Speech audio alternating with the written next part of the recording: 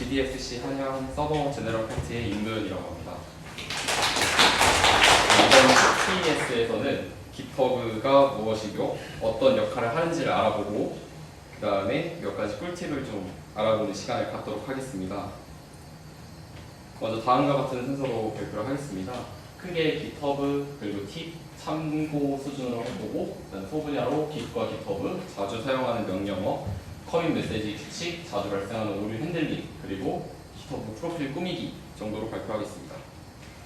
여러분들은 과제를 수행하거나 프로젝트를 진행할 때 한 번씩 GitHub를 사용해 보신 경험이 다 있으실 거예요. 지금도 하고 계실 거고요. GitHub에 레포지토리를 만들고 본인의 과제를 업로드하며 저장 공간으로 사용하거나 팀원들과 협력하는 용도로 사용을 하실 거예요. 아마 평소에 많이 사용하는 것들도 있을 거고 이번 발표에서 나오는 내용 좀 아시더라도 그래도 한 번씩 더 약간 복습용으로 들어주시면 감사하겠습니다. 저의 경우만 해도 프로젝트를 해보기 전까지만 해도 git add 그리고 git commit push만 주구장창 했었던 경험이 있습니다. 거의 로봇 수준이었어요. 근데 가끔 새로운 명령어들을 봐도 이거 실패할까 두려워서 차마 시도도 못 해보고 그 다음에 이거 잘못해서 다 날아가면 어쩌지? 이래가지고 주눅이 들었었는데 이번에 좀 저도 공부를 하면서 같이 여러 가지 시도를 해봤습니다. 여러분들도 한번 해봤으면 좋겠습니다. 먼저 GitHub하고 Git이 뭔지 간단하게 설명을 드리려고 하는데요. 여러분 차이를 혹시 아시나요? 저도 몰랐는데 Git은 버전 컨트롤 시스템을 의미하는 말로 프로젝트의 변경 사항을 트래킹하는 것을 의미를 하고 GitHub는 Git 레포지토리를 위한 웹 기반 호스팅 서비스로 파일의 업로드 및 공유하는 공간이라고 생각하시면 됩니다. 대충 이제 의미를 알아보았으니까 기본 용어들을 좀 살펴보겠습니다. 이게 뭐냐면 여러분들이 커밋하기까지의 과정을 간단하게 이제 그림으로 설명을 하는 건데요. 먼저 워킹 디렉토리 같은 경우에는 저희 눈에 보이는 디렉토리로 현재 여러분들이 작업하고 있는 공간을 의미합니다. 그리고 스테이징 에어리아 같은 경우에는 저장소에 커밋하기 전 커밋을 준비하는 위치예요. 그러니까 git add를 하게 되면은 저기서 지금 준비가 되는 단계고요. 그 다음에 레포지토리는 말 그대로 저장소로 이 히스토리 태그 소스의 가지치기 혹은 브랜치에 따라서 버전을 저장하고 그 다음에 작업자가 변경한 모든 히스토리를 확인 가능한 곳이에요. 저희가 자주 사용하는 명령어인데 사실 git help 치시면 이렇게 다 나와요. 근데 이렇게 보면은 아무도 안 보실 거예요. 저는 일단 안 보거든요. 그래서 좀 보기 쉽게 간단하게 좀 정리를 해봤는데 가장 먼저 이제 git init을 실행을 해주실 거예요.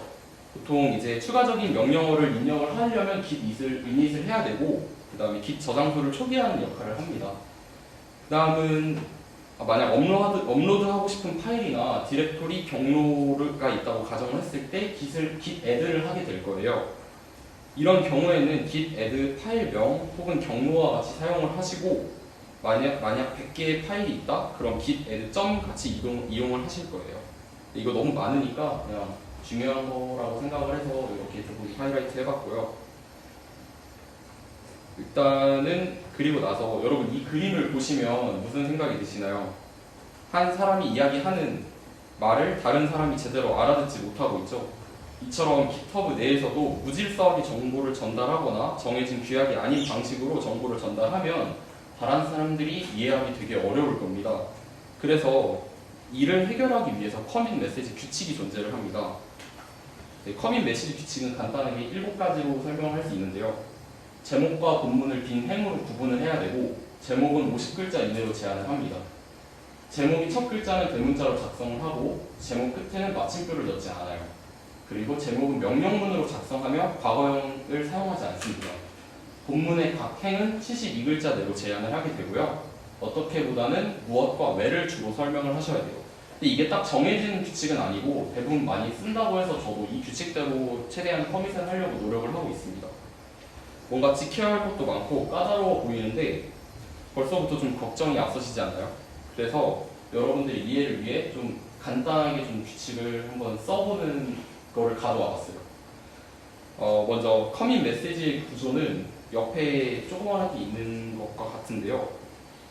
타입 주제에 해당되는 헤더, 그리고 본문에 해당되는 body, 그리고 유형 및 이슈 번호를 다루는 footer 이렇게 세 가지 구조로 구성되어 있습니다. 그래서 예시를 한번 좀 들어볼게요. 이 옆부분은 블로그에 굉장히 잘 설명해서 제가 열심히 써놨으니까 나중에 한번 관심 있으시면 한번 찾아보시면 될 것 같습니다. 이렇게 예시를 한번 들어보겠습니다. 만약 웹사이트에서 사용할 로그인 API를 개발하는 상황에서 로그인 함수를 추가했고 456이라는 이슈를 참고를 하는 상황이에요. 그럼 이렇게 사용하시면 됩니다. 먼저 fit, 앞에서 fit를 간단히 써놨는데 새로운 기능에 대한 커밋에 해당되기 때문에 앞에 fit를 써줄 거예요. 그 다음에 맨 앞에 있는 대문자를 써야 되기 때문에 add에는 대문자를 쓰고 add 로그인 펑션, 되게 쉽죠? 그냥 로그인 펑션을 추가를 한다. 이 부분이 이제 헤더에 해당이 되고요. 그다음 body에는 이제 좀 더 구체적으로 developing a login API 이런 식으로 설명을 좀 써줍니다. 그 다음에 아까 456번 이슈를 참조를 한다 해서 footer 부분에는 참조한 이슈에 REF 그리고 456 이슈 이런 식으로 사용을 해줍니다.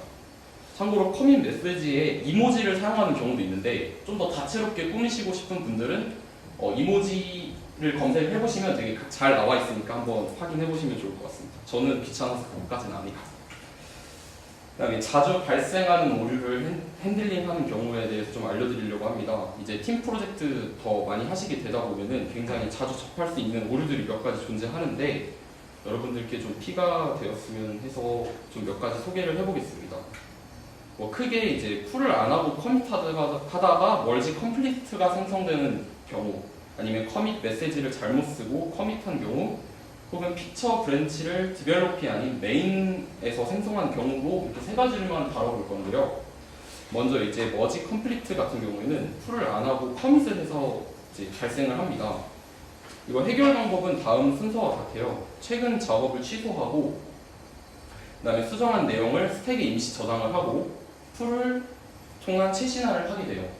그 다음에 스택에 있는 내용을 다시 가져오고 그 다음에 커밋을 하고 푸시를 하는 순서인데 이렇게 그림을 보시면은 git reset head, git stash, 스택에 저장을 하는 거고요. 그 다음 git pull origin main, 그 다음 git stash pop 다시 가져오고 그 다음 git pull origin main, 그리고 git commit, 그리고 git push를 하는 순서로 되어 있습니다.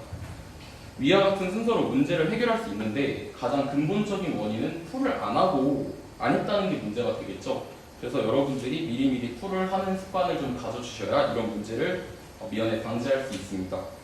가끔 푸시 오류가 발생할 때 굉장히 강압적인 방법으로도 해결을 할 수 있는데 그 방법은 그냥 강제 푸시하는 경우가 있습니다.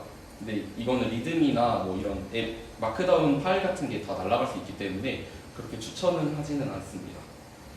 다음으로 이제 잘못된 커밋을 다루는 방법을 알려드릴 건데요.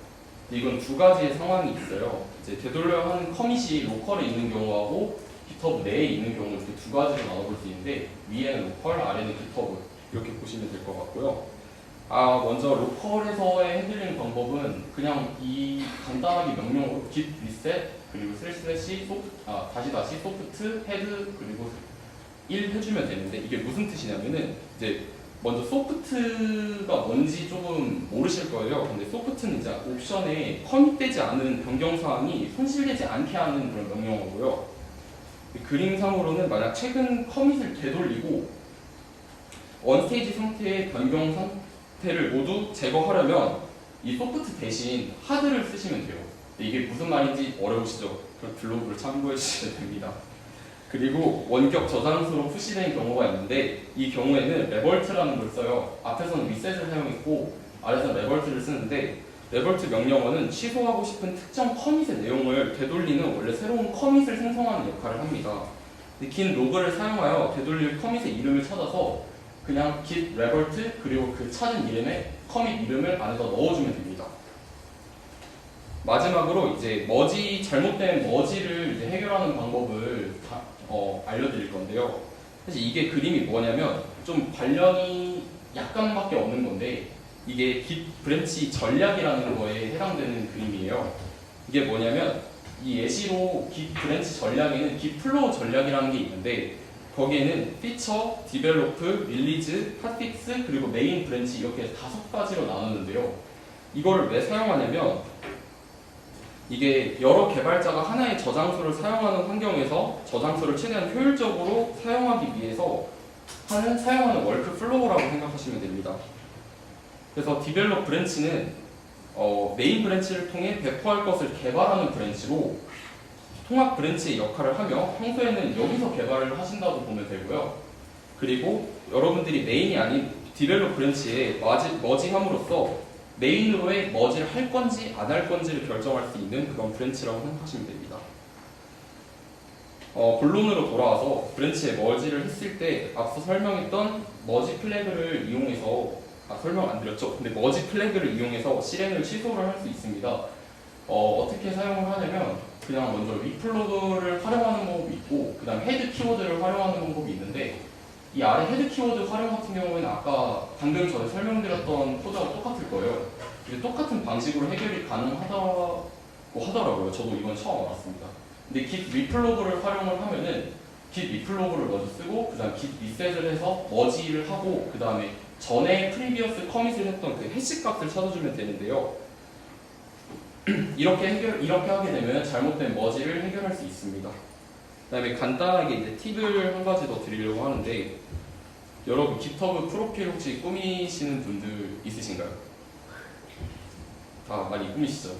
저도 좀 애정있게 좀 꾸미고 있는데 간단하게 제 거 좀 가져와 봤는데 그냥 이렇게 꾸며놓으면 좀 더 깃허브 자주 들어가려고 노력을 하더라고요. 근데 저 깃허브를 시작한 지 얼마 안 돼서 별거 없지만 그래도 여러분들이 한번 조금씩 꾸며주시면은 좀 더 애정있게 깃허브를 많이 이용하시지 않을까. 되게 좋은 것도 많아요. 뭐 예를 들어 논문 같은 것도 올라오는 거 다 검색해서 볼 수 있고 아니면 여러 개발자들의 현재 트렌드라던가 이런 것들을 되게 많이 볼 수 있으니까 깃허브 홍보대사는 아니지만 깃허브 자주 봤으면 좋겠습니다. 뭐 참고 자료는 뭐 이렇게 있는데 뭐 이상으로 발표를 좀 마무리하고 자세한 내용은 블로그 참고해 주셨으면 감사하겠습니다. 감사합니다.